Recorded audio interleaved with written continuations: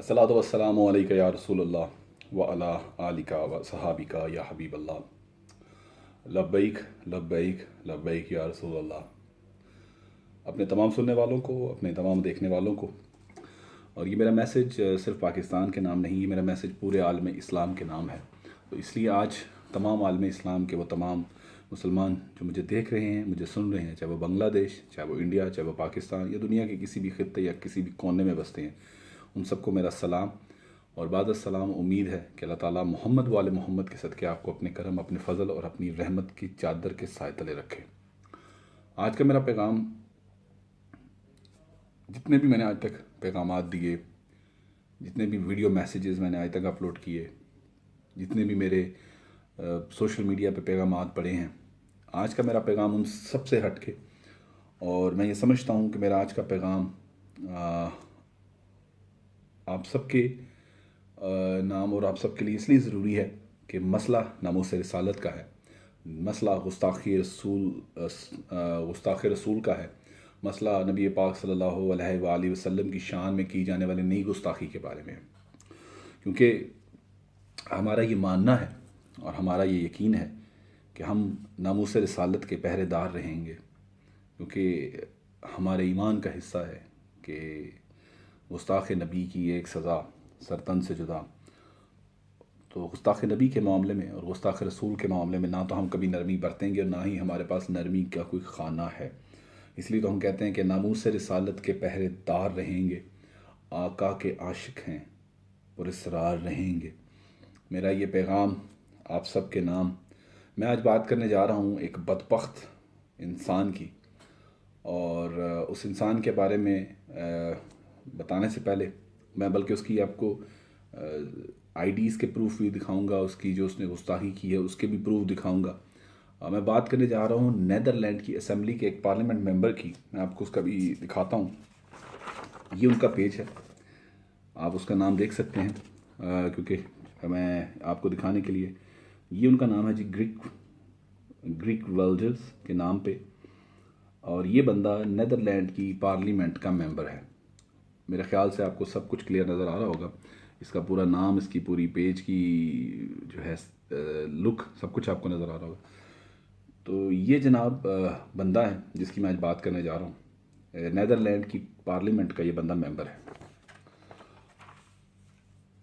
Being a मुस्लिम, मैं बात करता हूँ कि, और मैं बहुत से नॉन मुस्लिम्स को, क्रिश्चियंस को और जूश को ये कहता हूँ कि हम मुसलमान हैं, लेकिन हम तब तक मुसलमान नहीं जब तक हम अल्लाह ताला के भेजे हुए 1,24,000 नबियों और पैगंबरों पर ईमान न लाएं, जब तक हम अल्लाह ताला की भेजी हुई तमाम किताबों पर ईमान न लाएं, जब तक हम अल्लाह ताला की वहदनियत पर ईमान न लाएं, जब तक हम मर के दोबारा जी उठने के और रोज़े महशर क़यामत वाले दिन अल्लाह की अदालत में रूबरू पेश होने वाले दिन पर ईमान न लाएं, तो हमारा ईमान मुकम्मल नहीं होता। हमने हज़रत ईसा को भी अपना नबी माना, हमने हज़रत दाऊद को भी अपना नबी माना, हमने हज़रत यहया को भी अपना नबी माना, हमने अल्लाह ताला के वो तमाम पैगंबर जो अल्लाह ताला ने ज़मीन पर भेजे अपने बंदों की रहनुमाई के लिए, हमने उन सबको अपना नबी माना। लेकिन इसका मतलब ये नहीं कि अगर ईसाई उठ के या यहूदी उठ के हमारे नबी की शान में गुस्ताखी करे और हम उसको जवाब ना दें। हमें हमारे बड़ों ने, हमें हमारे बुज़ुर्गों ने एक बात सिखाई थी कि बेटा, कभी किसी के झूठे खुदा को झूठा मत कहना, नहीं तो ऐसा ना हो कि वो तुम्हारे सच्चे खुदा और सच्चे रसूल को झूठा कह दे।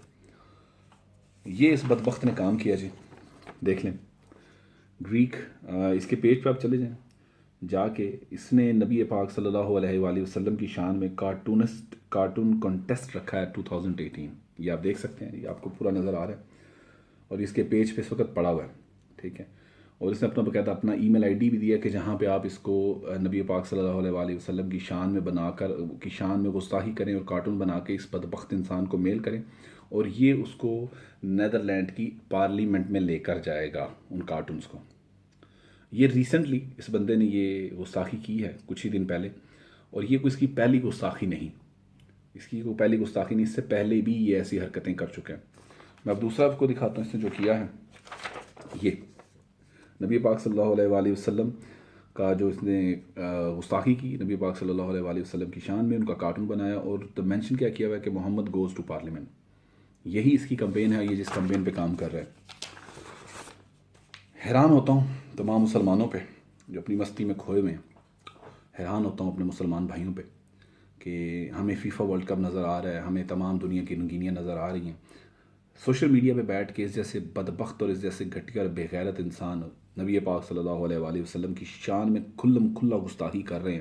نہ فیس بک والوں کو نظر آ رہا، نہ سوشل میڈیا پہ بیٹھے ہوئے چیمپئنس کو نظر آ رہا ہے.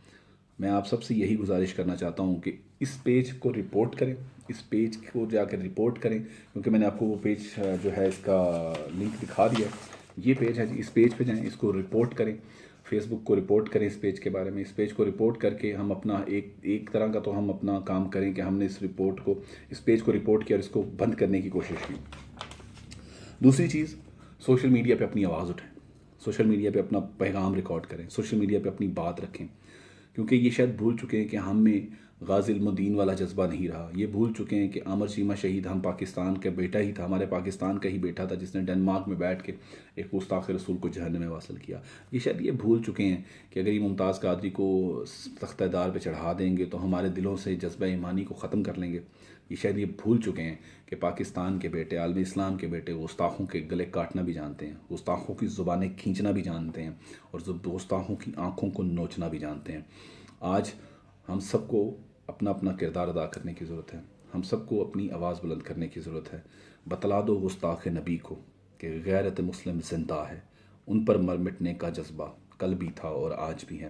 ہم سب کو آج اس بدبخت کے خلاف آواز بلند کرنی ہے، اس خنزیر کے خلاف آواز بلند کرنی ہے.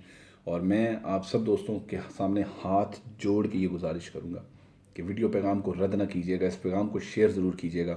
ہم اس پیغام کو شیئر کر کے نوجوانوں تک یہ بات پہنچانا چاہتے ہیں کہ اٹھو جاگو اور آواز بلند کرو، اٹھو جاگو اور آواز بلند کرو. کیونکہ محمد کی محبت دین حق کی شرط اول ہے، اگر ہو اس میں خامی تو ایمان نامکمل ہے.